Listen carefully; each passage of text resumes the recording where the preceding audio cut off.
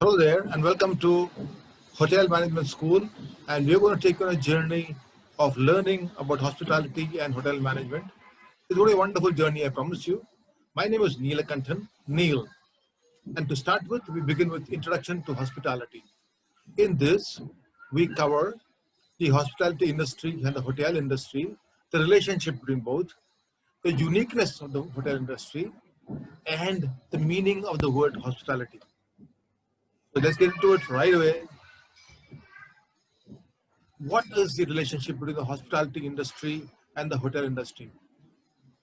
Well, if you understand, in school we studied about the solar system, the sun being the biggest star and the central point of the solar system, with all the planets orbiting around it, rotating around it. Similarly, in the hospitality industry, the hotel industry is like the sun, central to it. All other segments of the hospitality industry revolve around it, like travel agents, tour operators, amusement parks, money changers, logistics of travel, that is flights, trains, buses, cars, restaurants, and standalone hotels, taxis, cars, everything. And that means there can be no hospitality industry without the hotel industry, right? Now, what is the uniqueness of the hotel industry, which is not very much known outside, even to the hoteliers themselves? Number one, it is the oldest sector of the service industry, which is detailed later, but I'll give you a hint. The roots of a lovely industry goes back to Chandragupta Maurya, that is, we're talking about BCE. Did you know about this? No. The only service industry serving the basic needs of man: food, shelter. Which other industry gives us? No other industry does that.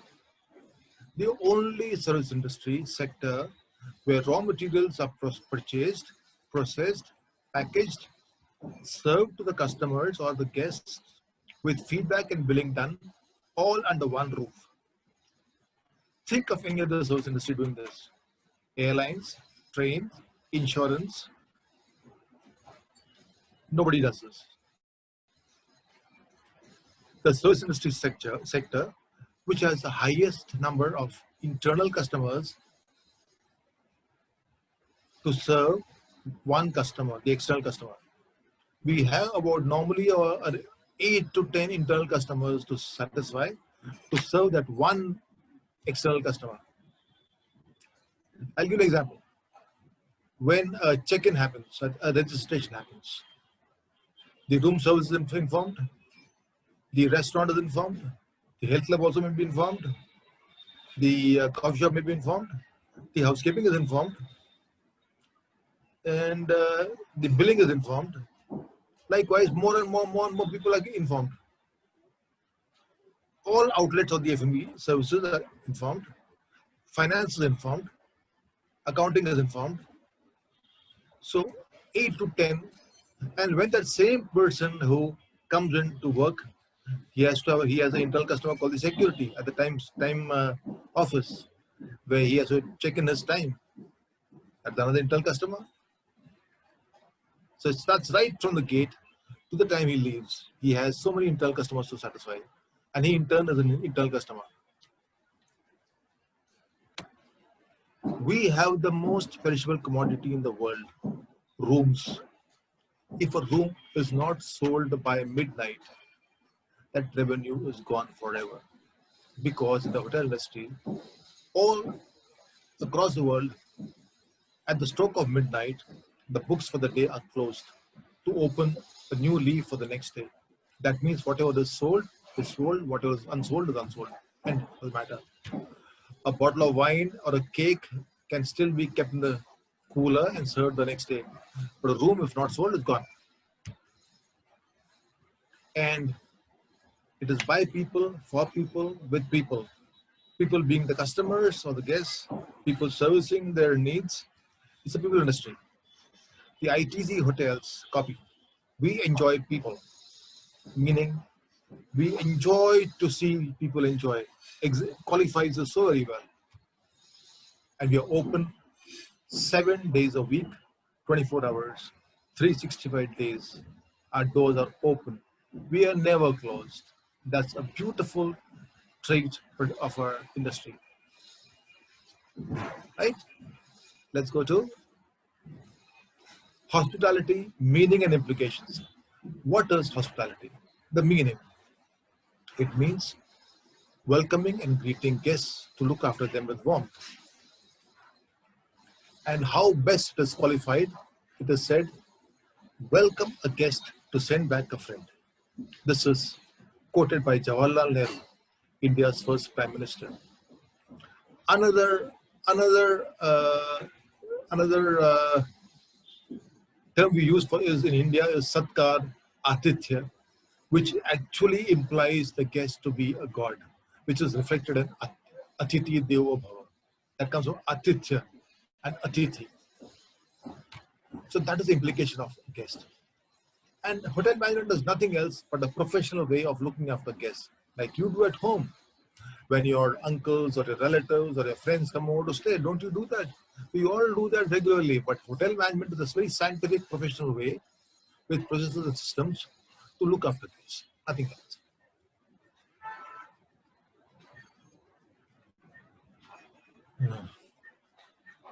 We go on to history of the hotel industry in India. Unit 2. Did you know that the history of the hotel industry dates back to 321 BCE, and Chandragupta Maurya has a role in this? Between 321 and 297 BC, Chandragupta Maurya, the founder of the Mauryan Empire, ruled all over India. He built the Grand Trunk Road. It was not Shesha Suri who built it. Shesha Suri only reconstructed it. Okay. This 3,760 kilometers long road, he connected landlocked Central Asia to Cox's Bazar, which is now in Bangladesh, the seaport on the eastern coast, through Howrah, Bengal, then Allahabad, northwest, then Delhi, come down a little bit, then go to Amritsar, then Lahore, and Rawalpindi, and Peshawar up to Kabul and beyond to serve Europe. This is the route used to facilitate trade and commerce. This is the same route or the same sort of style that the Chinese used with the One Belt, One Road, which they started with doing now. Belt Road, the One Belt, One Road. But Chandragupta had malified intentions, had bona fide intentions. The Chinese do not have bona fide, they have malified intentions. They want to squeeze every country and benefit the economy, unlike Chandragupta Maurya. He made sure that trade happened between the landlocked of his kingdom, between landlocked Central Asia to the east. Now, because of this, traders started traveling. Now, the only pity we have, the only regret we have is there are no official records of the Mauryan period available. But there's a conjecture that there should be some sort of catering establishment required for traders who travel in groups.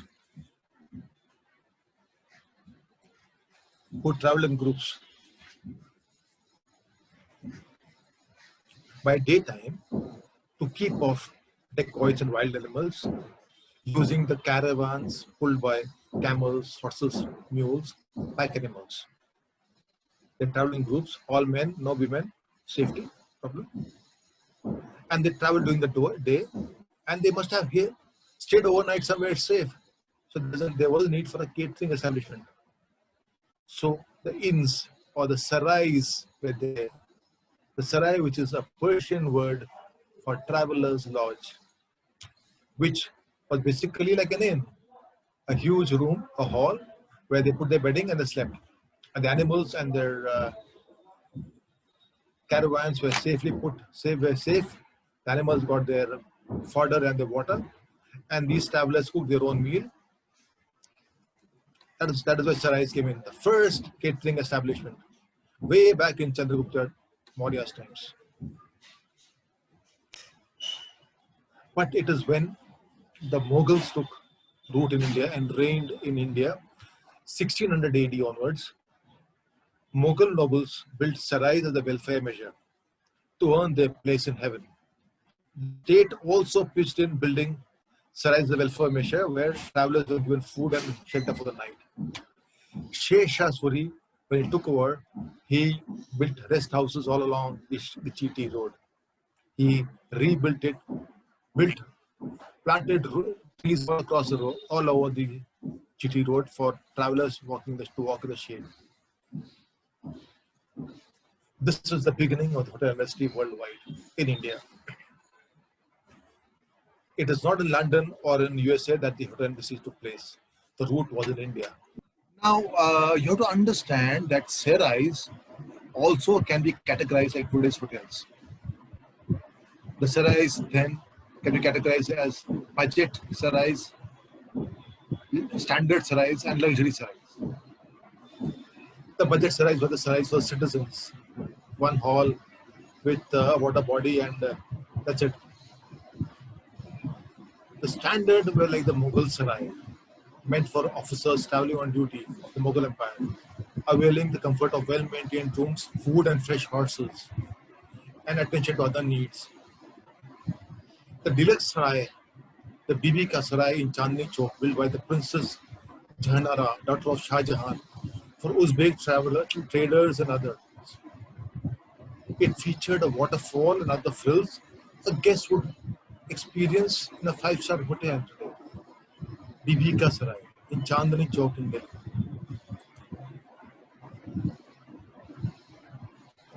We move from the Indian continent to the history and evolution of the hotel industry in USA and Europe.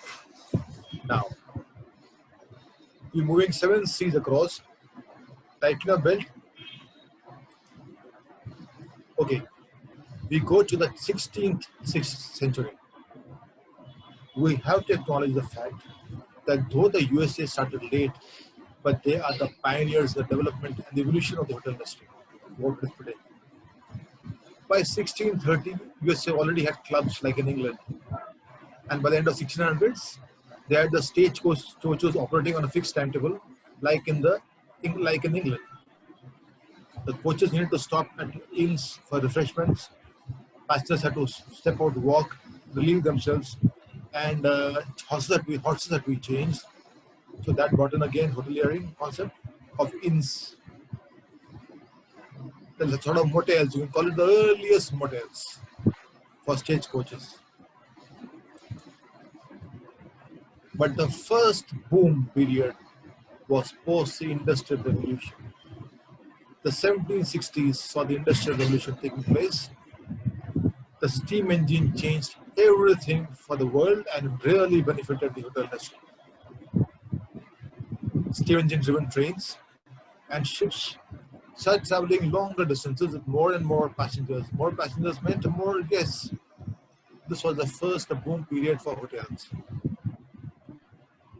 Hotels started on a grand scale now in city centers, in New York, in Copenhagen, all over the world. The 1800 beginning saw the Royal Hotel in London opening up. But before this, you will be surprised to know, in King Louis's 16th rule in the palace Vendome had come up. This was a complex with multiple uses, with boutiques, hospitality center, offices and apartments. Imagine then a hospitality complex. Japan had their ryokan guest houses, and India the large bungalows built by the British.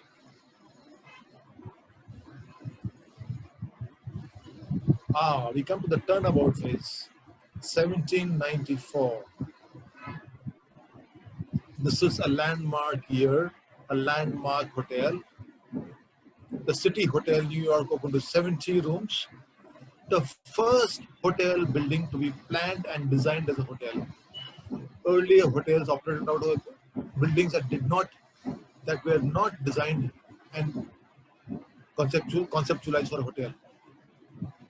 So the City Hotel, 1794, New York, 70 rooms for the first hotel built, planned and designed as a hotel. Landmark, Turnabout. 1829, the first modern hotel in the USA opened. You would call it the five-star hotel of those times. The Tremont House, Boston. It offered toilets inside the rooms, doors that could be locked from inside, and an a la carte menu. The Holt Hotel in New York, not to be left behind, offered guests a lift to carry their bags, the first of its kind of service.